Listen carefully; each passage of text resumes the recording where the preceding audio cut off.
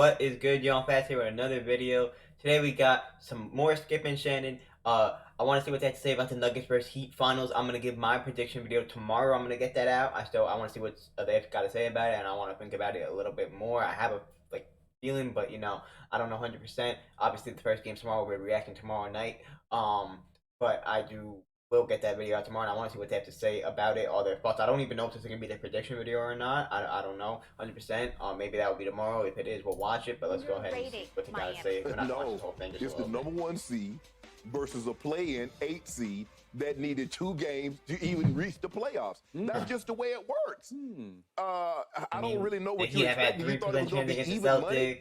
A number one seed that's really just run through the playoffs on their side of it, as opposed to a team that I don't know what it was. Needed the play-in game, lost the first play-in game, and was 3 minutes away from losing their second play-in game and not reaching it, and needing 7 games to get to the finals. DeMar DeRozan's daughter would have just came to the Heat game instead of the Raptors game. They bet that they wagered it correctly. Now, the Nuggets are the second biggest favorite in the last 20 years. You'd have to go back to 2018 Warriors, and we know what happened there. There was minus 175 to plus 688.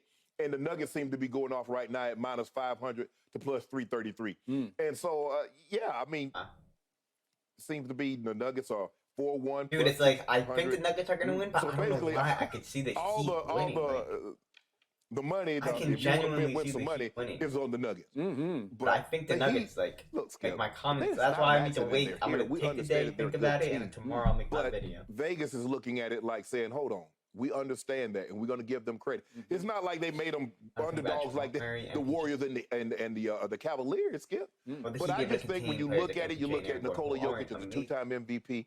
You look at Jamal Murray, who's he had the first series where he shot 50, 40, 90. And averaged 30 points in a playoff series. So now, Skip, I don't really think they're not devaluing or undervaluing. They're just looking at it saying, this is the number one seed. They've been pretty much the number one seed in the West for the entirety of the season. The Heat had to fight, scratch, and claw to make their way into the playoffs. So I don't think, I think the money is laid where it should be. I don't think they're devaluing or undervaluing anything about the Heat. They're just looking at it like Vegas does. Says, hey, this is the 1 seed, clearly. This is the 8 seed. Although they made it to the finals, we think the Nuggets are the better team. Okay. And I am laughing out loud at the way Vegas and everybody else, including you, continue to underestimate and undervalue, if not devalue, the Miami Heat. Oh, they're just a cute little Cinderella story. They're like a March Madness team gone pro. This will end. They're about to be exposed. They're going to be turned back into pumpkins by Even if they Nuggets. don't win, I don't know blah, if they blah, get blah, back blah, here, blah. man. I am loving this because it's all wrong. They are still being underestimated, even though, help me out, did I just dream this? Did I imagine this? I think the Heat eliminated the Milwaukee Bucks in 5 games. I think Drew Holiday said, I don't care who was trying to defend Jimmy buckets or playoff Jimmy. He said LeBron could have tried. Michael Jordan in his prime could have tried. Nobody could have stopped playoff Jimmy against Drew Holiday and the Bucks, right? Yes.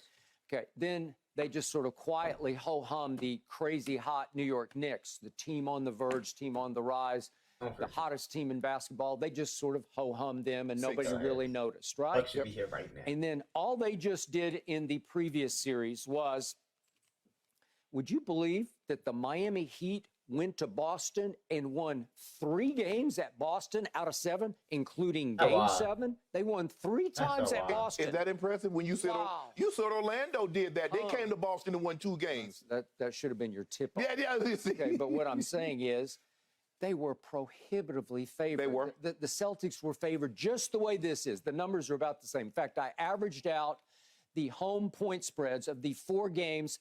Miami at Boston, and they averaged out to an 8.5-point favorite at home.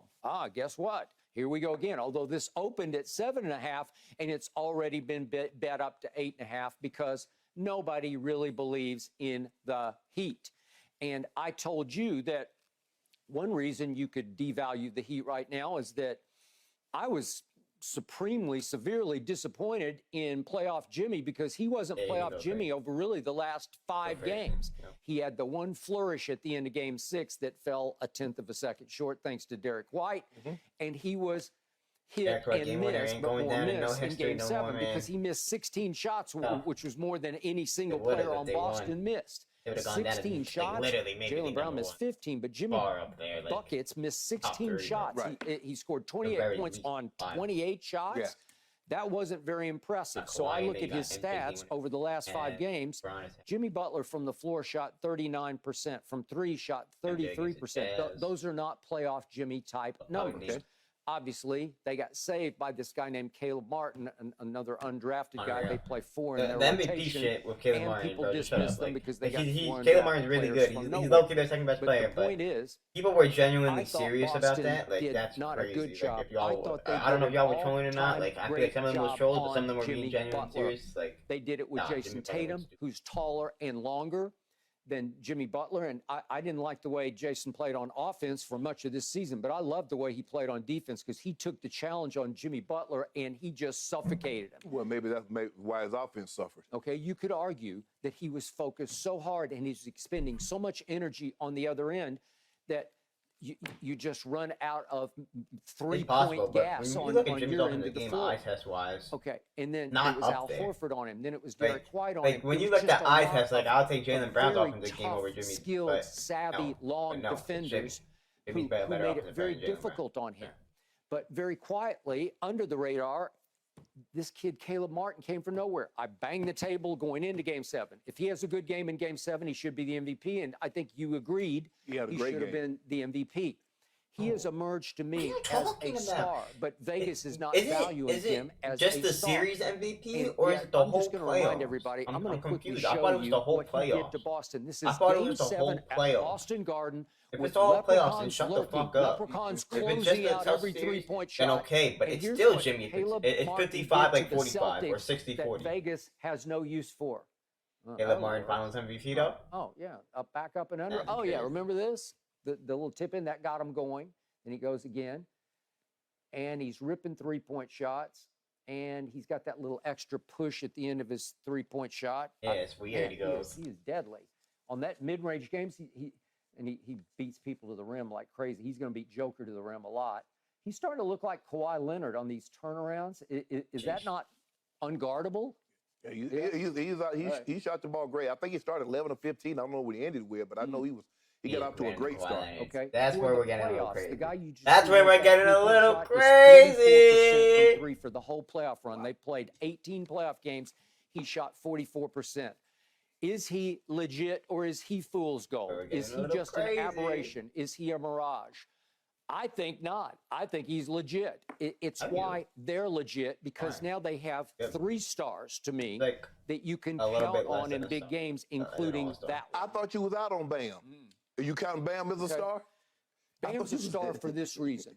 He plays defense as furiously as anybody in this league plays defense. He sweats like crazy because he gives you every last drop of his trash. You want to talk about and it's why he might not win because Bam isn't the ability to be the he's leaving it all, literally all of his liquid is out on the floor. Skip, you said the valuation. You look at what they did in the first round to Milwaukee, beat them in 5. They beat the Knicks in 6. They beat the Celtics in 7. Yes, they've played great through the playoffs, but what about the sustainability of all regular season? What the Nuggets were able to do? You said going into it, they've been pretty much the best team in the West, basically from start to finish. Okay. They haven't swayed. They have the guy that was a 2-time MVP that finished second this year in the MVP running. Jamal Murray has come back. He's fully healthy. He's showing everyone, I'm not just a bubble player. Yep. They tried to put that title on him and said, man, guys were playing strange. He's one of those guys. And so now since he's had that injury, he's had a full year, basically 2 years to recover in between.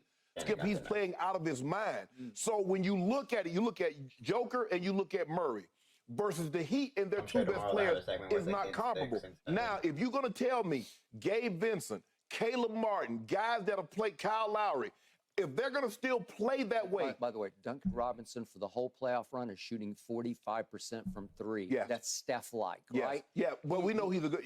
He can do that. Yeah, he's streaky now. He get hot and cold. Because remember, Skip, for the lion part of the season, he didn't play much. Okay. He had played completely out of the rotation. Hero coming back game 3 basically, instead, right? If you're saying their 2 best players, let's just say it's Bam and Jimmy. and you got Yoke, and you got Murray.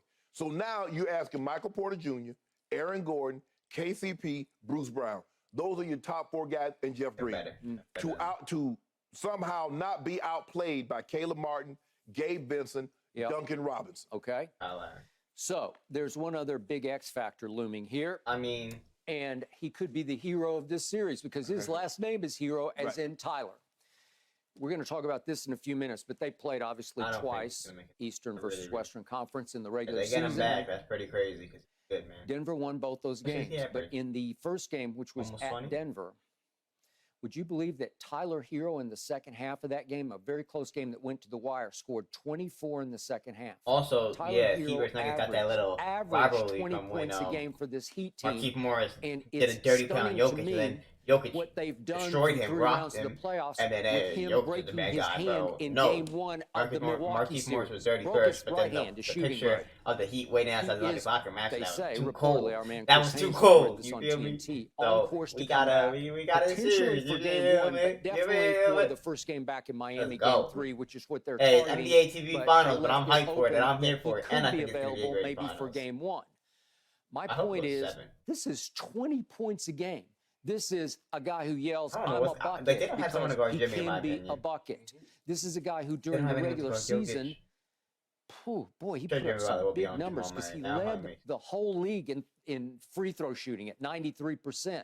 You don't think that's a valuable weapon that you could have, that you throw into the mix, and all of a sudden you're saying, wait a second, maybe they have 4 stars on the floor. But most of the time, people, what they do, they attack him. Because, like you said, Yoke doesn't play any defense. There you go, Shannon. There There you go, Shannon. Get that's back, the way Shannon. You have to attack him. You have to attack Duncan Robinson. Will attack because he's a liability on the defensive end. But they discovered in game 6. I'm going to go ahead and end it off here. Let me know your thoughts on it. I'll have my predictions video up tomorrow. We might watch Kim and Shannon again tomorrow to see if they're like real predictions. And the game's tomorrow, so we'll be reacting to them. Appreciate your support. Like, subscribe. I'll catch y'all.